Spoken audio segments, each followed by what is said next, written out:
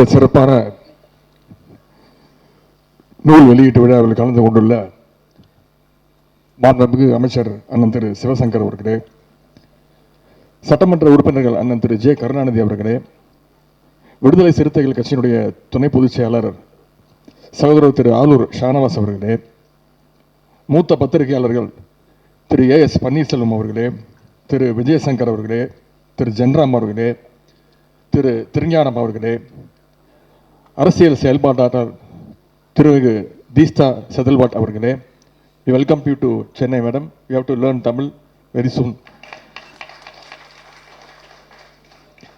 பதிப்பாளர் திரு ஆழி செந்தில்நாதன் அவர்களே, நூலின் தொகுப்பாசிரியர் திரு அருண் பிரசாத் அவர்களே, சகோதரர் இந்திரகுமார் திரடி அவர்களே, சகோதரர் மில்டன் அவர்களே, சகோதரர் அயன் கார்த்திகேயன் அவர்களே, பகுதி கழக செயலாளர்கள் அண்ணன் திரு ஏழுமலை அவர்களே, அண்ணன் நந்தன மதி அவர்களே, அண்ணன் முரளி அவர்களே, சகோதரர் ராஜா அன்பழகன் அவர்களே, அண்ணன் அக்கரைப்பேட்டை மனோகரன் அவர்களே, சகோதரர்கள் உமாசங்கர் அவர்களே, தினேஷ் உள்ளிட்ட கழகத்துடைய அனைத்து நிர்வாகிகளே, திரு சுகுணா திவாகர், திரு இளங்கோ அன்பன் உள்ளிட்ட அனைத்து பத்திரிகையாளர்களே, பத்திரிகை மீடியா நண்பர்களே, பெரியோர்களே, தாய்மார்களே, உங்கள் அனைவருக்கும் என்னுடைய மாலை வணக்கத்தை நான் தெரிவித்துக் கொள்கின்றேன்.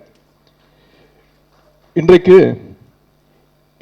இந்தியாவாக இருப்பதற்கு காரணமாக அமைந்த 2024 நாடாளுமன்ற தேர்தல் முடிவுகளை பல கோணங்களில் ஆய்வு செஞ்சு எழுதப்பட்டிருக்கக்கூடிய தேர்தல் 2024 மீளும் மக்கள் ஆட்சி என்ற புத்தகத்தை இன்று உங்கள் முன்னே வெளியிடுவதில் நான் மிகுந்த மகிழ்ச்சி அடைகின்றேன், பெருமை அடைகின்றேன்.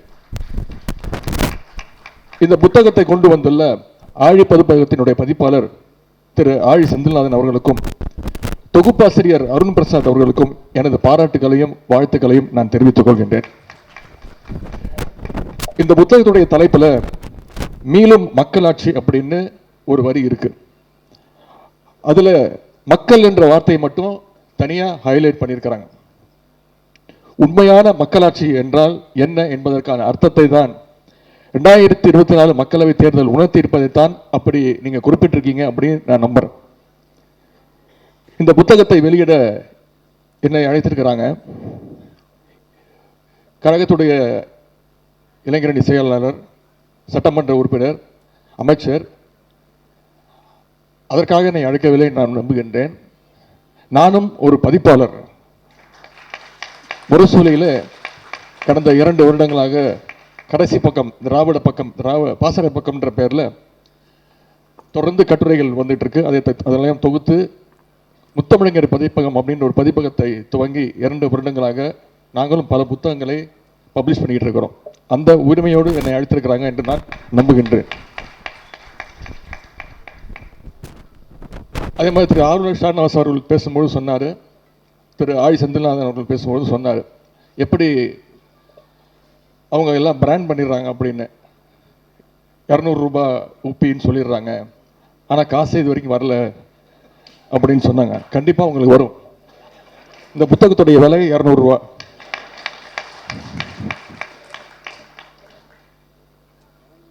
அது மட்டும் இல்லாமல் என்னை அழைத்ததற்கு இன்னொரு அர்த்தம் இருக்கு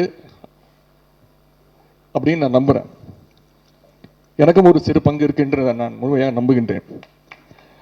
கழக தலைவர் மாண்புமிகு தமிழ்நாடு முதலமைச்சருடைய கட்டளை ஏற்று கடந்த மக்களவை தேர்தல் பிரச்சாரத்திற்காக தமிழ்நாடு, புதுச்சேரி முழுவதும் நான் பயணம் செஞ்சிருக்கிறேன், மக்களை போய் சந்திச்சிருக்கிறேன். மொத்தம் 22 நாட்கள் 9000 கிலோமீட்டர் பயணம் பண்ணி கிட்டத்தட்ட 125 பிரச்சார கூட்டங்களில் பிரச்சாரம் பண்ணி மக்களை சந்தித்து வாக்கு கேட்டிருக்கேன். தேர்தல் பிரச்சாரத்தில் நான் 2 முக்கியமான விஷயங்களை உணர்ந்தேன். ஒன்று, கழக அரசினுடைய திட்டங்களுக்கான அந்த ஆதரவு நிலை, மகளிருக்கான விடியல் பயணம், புதுமை பெண் திட்டம், முதலமைச்சருடைய காலை உணவு திட்டம், கலைஞர் மகளிர் உரிமை தொகை, இப்படி பல்வேறு திட்டங்களுக்கு மிகப்பெரிய ஒரு ஆதரவு. குறிப்பா தாய்மார்களிடத்துல, மகளிரிடத்துல நம்முடைய கழக அரசிற்கும் நம்முடைய முதலமைச்சருக்கும் இருந்த மிகப்பெரிய வரவேற்பு. இரண்டாவதா நான் பார்த்தது பாசிஸ்டுகளுக்கு எதிரான மக்களுடைய உண்மையான நியாயமான கோபம். குறிப்பா மதவாதம், ஒரே நாடு, ஒரே மொழி, ஒரே மதம், ஒரே உணவுன்னு சொல்ற பாஜகவுடைய அந்த வெறுப்பு பிரச்சாரம். நிதி உரிமை உள்ளிட்ட மாநில உரிமைகளை பறிக்கின்ற அந்த போக்கு, இதற்கு எதிரான மாபெரும் மக்களுடைய கோபத்தை பிரச்சார காலத்தில் நான் உணர்ந்தேன். அந்த அடித்தளத்தில் தான் 2024 தேர்தல் முடிவுகள் வந்திருக்கு. அதைத்தான் இந்த புத்தகத்தில் உள்ள ஒவ்வொரு கட்டுரையும் தெளிவாக விளக்கியிருக்கின்றார்கள். இதில் ஒரு முக்கியமான கட்டுரை இடம்பெற்றிருக்கிறது. அது நம்முடைய முதலமைச்சருடைய கட்டுரை, புத்தகத்துடைய முதல் கட்டுரை. பாஜகவுடைய 10 வருட பாசிச போக்கையும் அதற்கு இந்திய கூட்டணியும் மக்களும் எப்படி கடிவாளம் போட்டார்கள் என்பதை நம்முடைய முதலமைச்சர்கள் கிட்டத்தட்ட ஒரு 360 டிகிரியில் அந்த கட்டுரையை அலசியிருக்கிறாங்க. கட்டுரையில் முதலமைச்சர் எழுதிப்பது போல, தேர்தல் முடிவுக்கு பிறகு மோடியுடைய நடை உடை பாவனைகள் எல்லாம் மாறிவிட்டன. மோடியுடைய நடை உடை பாவனைகள் தான் மாறிக்கிறது தவிர அவருடைய பாசிச சிந்தனைகள் இன்னும் மாறவே இல்லை. அதை நம்மால் மாற்றவும் முடியாது. தேர்தலில் மிகப்பெரிய பின்னடைவு செஞ்சத பிறகும் ஒரே நாடு ஒரே தேர்தல் திட்டத்தை இப்போ செயல்படுத்த துடிக்கிறாங்க. அதுக்கு ஒன்றிய அமைச்சரவை ஒப்புதல் கொடுத்திருக்கு. ஆனால் அதை நாம் எந்த காலத்திலும் ஏற்கப் போவதில்லை என்று நம்முடைய முதலமைச்சர் அவர்கள் தெளிவாக சொல்லியிருக்கிறாங்க. அப்படிப்பட்ட அளவில்லாத அதிகாரத்தை அடைய நினைச்ச மோடிக்கு இந்த தேர்தல் முடிவுகள் சரியான பாடம் புகட்டிருக்கு. இதற்கெல்லாம் முதலமைச்சர் அவர்கள், நமது முதலமைச்சர் அவர்கள் முன்னின்று உருவாக்கிய அந்த இந்தியா கூட்டணி தான் காரணம். நம்ம கூட்டணிக்கு இந்தியான்னு பெயர் வச்சோன்னே பயந்துட்டாங்க. நம்ம நாட்டுடைய பெயரையே மாத்துறதுக்கு முயற்சி பண்ணாங்க. இந்தியாங்கிறத தூக்கிட்டு பாரதம் பேச ஆரம்பிச்சாங்க. இனிமேல் இந்தியாங்கிற வார்த்தை யாரும் பேசக்கூடாத அளவுக்கு பயந்து போனாங்க. மூன்றாவது அணி அது எப்பொழுதுமே கரை சேராதுன்னு தேர்தலுக்கு ஒரு வருடம் முன்பே, அதாவது மார்ச் 2023 அன்றே நம்முடைய முதலமைச்சர் அவர்கள் மிக தெளிவாக சரியாக எடுத்து கூறினார். எதிர்க்கட்சிகளுடைய ஒற்றுமையை நம்முடைய தலைவர் அவர்கள் மீண்டும் மீண்டும் வலியுறுத்தி கொண்டே இருந்தார்கள். அவற்றை பற்றி நம்முடைய முதலமைச்சர் அவர்கள் இந்த புத்தகத்திலே மிக தெளிவாக எழுதியிருக்கிறாங்க. அதேபோல் முன்னாள் ஒன்றிய அமைச்சர் அண்ணன் திரு ப சிதம்பரம் அவர்கள், மக்களவை உறுப்பினர் அண்ணன் திரு ரவிக்குமார் அவர்கள், பத்திரிகையாளர் திரு AS பன்னீர்செல்வம் அவர்கள், பொருளாதார அறிஞர் அமர்த்தியா சென்னுடைய உரையாடல், யோகேந்திர யாதவ், முகமது ஜுபேர் என இந்தியாவின் ஒட்டுமொத்த முற்போக்கு முகங்களும் மதச்சார்பின்மை குரல்களும் இந்த புத்தகத்தில் 25 கட்டுரைகளை சிறப்பாக எழுதியிருக்கிறாங்க. நாடாளுமன்ற தேர்தலுக்கு முன்பு பிரதமர் மோடி பற்றி எப்படிப்பட்ட பிம்பம் உருவாக்கப்பட்டுச்சு உங்களுக்கே தெரியும். அவரை தோற்கடிக்கவே முடியாதுன்னு சொன்னாங்க. இன்னும் சொல்ல போனா பாஜக கூட்டணி 400 இடங்களுக்கு மேல ஜெயிப்பாங்க. பாஜக மட்டும் தனியாவே 300 தொகுதிக்கு மேல ஜெயிப்போம் அப்படின்னாங்க. என்னென்னமோ கலர் எழுதி விட்டாங்க. குறிப்பா அது தமிழ்நாட்டில் நாங்கள் ஜெயிக்கலனாலும் வட இந்தியா முழுக்க நாங்கள் தான் ஜெயிக்க போறோம்னு சொன்னாங்க. பாஜகவுக்கு ஒரு மாநிலம் போதும், உத்தரப்பிரதேசம் ஒரு மாநிலத்தில் நாங்கள் ஜெயிச்சிடும், அதுவே போதும் அப்படின்னாங்க. அதுலயும் இந்த வடநாட்டு செய்தி சேனல்கள்லாம் இருக்கு, உங்களுக்கு தெரியும். என்னென்ன கலராக ரீல் விட்டாங்க. ஹிந்தி சேனல் மட்டுமல்ல, இங்கிலீஷ் சேனல்களும் சேர்ந்து ரீல் விட்டாங்க கருத்து கணிப்பின்ற பேரில். சில சேனல்கள் ப்ரீபோல் சர்வே அப்படின்னு பாஜகவுக்கு 400க்கும் அதிகமான தொகுதியை கொடுத்து வெற்றி உறுதிட்டாங்க. இன்னும் சில சேனல்கள் ரொம்ப நடுநிலைமையாக சேர்ந்துக்கிட்டு ஒரு 10 சீட்டு 15 சீட்டு கம்மி பண்ணிட்டு இல்லை 385 தான் ஜெயிப்பாங்க, 390 தான் ஜெயிக்க முடியும் அப்படின்னு பாஜகவுக்கு முட்டு கொடுத்துக்கிட்டே இருந்தாங்க. ஆனால் ஆட்சி அமைப்பதற்கு தேவையான அந்த 272 இடங்களை கூட பிடிக்க முடியாத இடத்துல தான் பாஜகவை இந்திய மக்கள் வச்சாங்க. இந்த தேர்தலில் பெரும்பாலான மெயின் ஸ்ட்ரீம் ஊடகங்களை விட துருவ் ராட்டி, முகமது ஜுபேர் மாதிரியான independent YouTubers, fact checkers, Alt News, பேரலை மாதிரியான இண்டிபெண்டன்ட் ஊடகங்களும் தான் பாசிஸ்டுகளை எதிர்த்து பல்வேறு உண்மைகளை வெளில கொண்டு வந்து பேசினாங்க. பத்திரிகையாளர் நண்பர் இந்திரகுமார் தேரடி, நண்பர் மில்டன் உள்ளிட்டோரெல்லாம் பல மாநிலங்களுக்கு சுற்றுப்பயணம் பண்ணி அங்குள்ள சூழல்களை விரிவாகவே இந்த புத்தகத்தில் எழுதியிருக்கிறாங்க. அவர்களுக்கு என்னுடைய பாராட்டுகள். யூடியூபர்ஸ், பத்திரிகை நண்பர்கள் எப்படி பொறுப்பாக செயல்படணும், அவர்களுடைய வார்த்தைகள், அவங்களுடைய நிகழ்ச்சிகள் எவ்வளவு பொறுப்பாக இருக்கணும் அப்படிங்கிறதுக்கு நண்பர் இந்திரகுமார் தேரடி அவர்களும் மில்டன் அவர்களும் ஒரு சிறந்த, இப்போ வருகின்ற இளைஞர்களுக்கு ஒரு சிறந்த எடுத்துக்காட்டாக இருக்கின்றாங்க. இன்று காலை ஒரு நிகழ்ச்சியை முடிச்சுட்டு, ஒரு ஆய்வுக் கூட்டத்தை முடிச்சுட்டு வெளியில் வந்து என் ஃபோனை திறந்து யூடியூப்பை திறந்து பார்த்தேன். நானே பயந்துட்டேன்.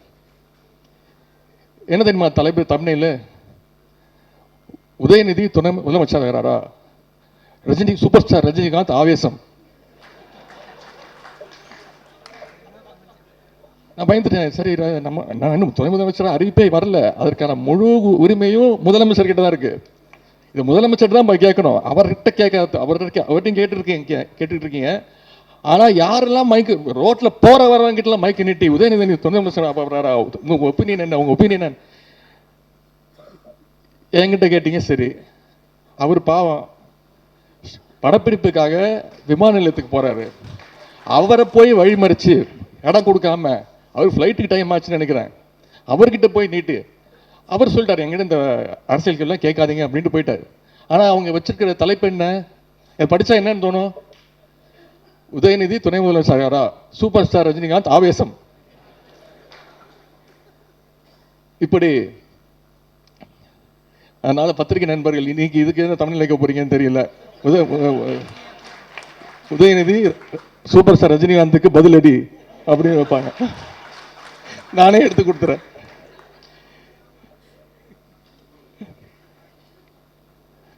ஒரு மிஸ்டு கால் கொடுத்தாலே பாஜக சேரலாம் அப்படின்னு விளம்பரம்லாம் பண்ணாங்க. ஆனா பாசிஸ்டுகள் கடைசியில தங்களுடைய சொந்த காலில் நிற்க முடியாம இன்னைக்கு சந்திரபாபு நாயுடு காலையும் நிதிஷ்குமாருடைய காலையும் பிடிச்சிக்கிட்டு ஆட்சியை நடத்திட்டு இருக்கிறாங்க.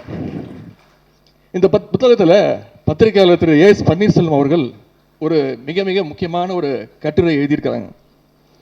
அதாவது பாஜகவோடு கூட்டணி வச்சு ஆதரிச்சு பல்வேறு கட்சிகளுடைய நிலைமை இன்னைக்கு என்னென்ன ஆயிருக்கு அப்படின்னு திறனாய்வு செஞ்சிருக்கிறார். மகாராஷ்டிராவில் சிவசேனா காணப்போச்சு. காஷ்மீரில் மக்கள் மாநாட்டு கட்சி எங்க இருக்குன்னே தெரியல. ஒடிசாவில் பிஜு ஜனதாதளம். இப்படி பல்வேறு கட்சிகளை பாஜக காலி பண்ணியிருக்கு. ஆனா அந்த பாஜக காலி பண்ண லிஸ்ட்ல முதல் இடம் நிக்கிற கட்சி எதுன்னு உங்களுக்கு தெரியுமா?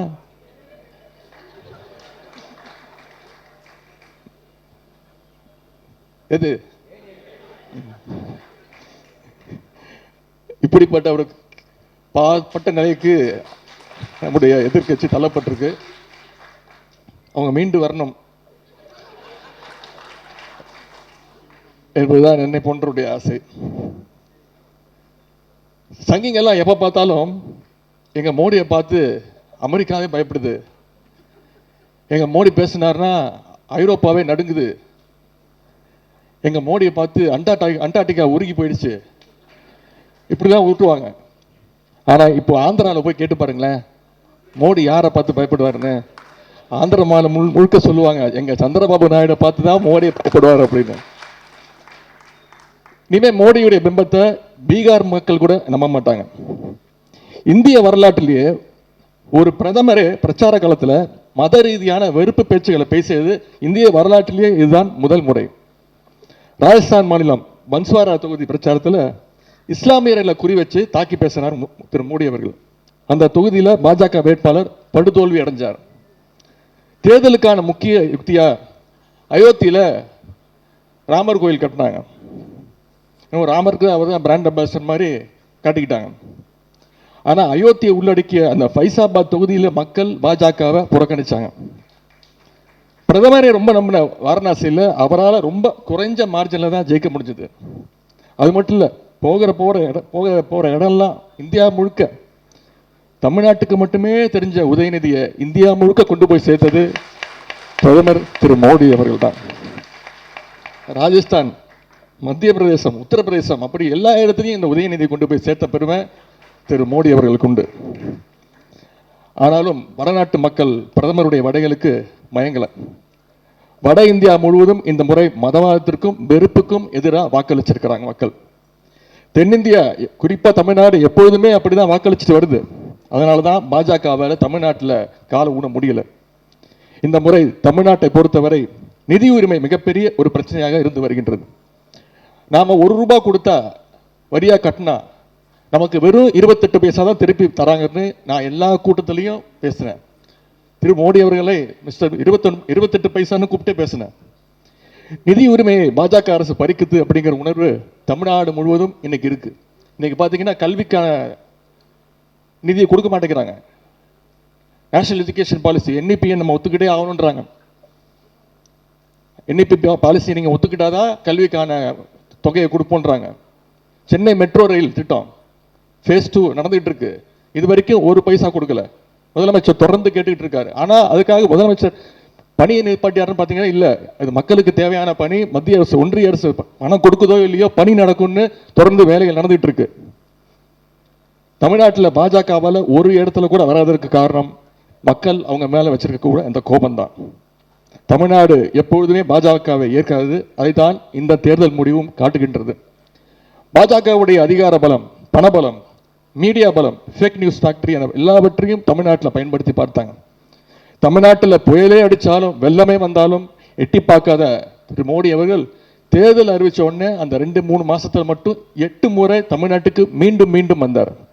மோடி மட்டும் தனியாக வரல, பாஜகவுடைய அனைத்து தேசிய தலைவர்கள், ஒன்றிய அமைச்சர்கள் என அத்தனை பேரும் வந்தாங்க. கடைசி கட்ட தேர்தல் பிரச்சாரம் முடிஞ்சும் யாரும் எந்த வகையிலும் பிரச்சாரம் செய்யக்கூடாதுங்கிற தேர்தல் விதிமுறை. ஆனால் மோடி என்ன பண்ணாரு, இங்கே வந்து கன்னியாகுமரிக்கு வந்து தியானம் பண்றேன்னு போட்டோ ஷூட் நடத்திட்டு இருந்தார். சினிமாவில் கூட அத்தனை கேமரா வச்சு ஷூட் பண்ண மாட்டாங்க. கிட்டத்தட்ட 9 ஆங்கிள் ஷூட் பண்ணாங்க. ஆனால் சங்கிகள் எதிர்பார்த்த அளவுக்கு வடநாட்டு மக்கள் ஏமாறல, தமிழ்நாட்டிலையும் அவங்களுடைய டிராமா எடுபடலை. தமிழ்நாட்டில் ரோட் ஷோ நடத்தின பாஜகவை தமிழ்நாட்டு மக்கள் நடு ரோட்டில் விட்டாங்க. தமிழ்நாட்டு மக்கள் தெளிவா 40க்கும் 40 தொகுதியிலும் திமுக கூட்டணிக்கே வாக்களித்து ஒரு கிளீன் ஸ்வீப் விக்டரியை கொடுத்தாங்க. மக்கள் கொடுத்த தெளிவான தீர்ப்பின் காரணமாகத்தான் இன்னைக்கு இந்தியாவில் மாநிலங்கள் உயிரோடு இருக்கின்றன. இந்தியாவுடைய அரசியலமைப்பு சட்டம் அப்படியே இருக்கின்றது. அதற்கு மாறாக மோடி நினைச்சது போல தேர்தல் முடிவு வந்திருந்தா மாநிலங்களை எல்லாம் ஒரு முனிசிபாலிட்டி ஆக்கி இருப்பாங்க. இந்த கொடுமை எல்லாம் தடுக்கப்பட்டிருக்குன்னா அதுக்கு 2024 மக்களவை தேர்தல் முடிவுகள் தான் மிக மிக முக்கியமான காரணம்.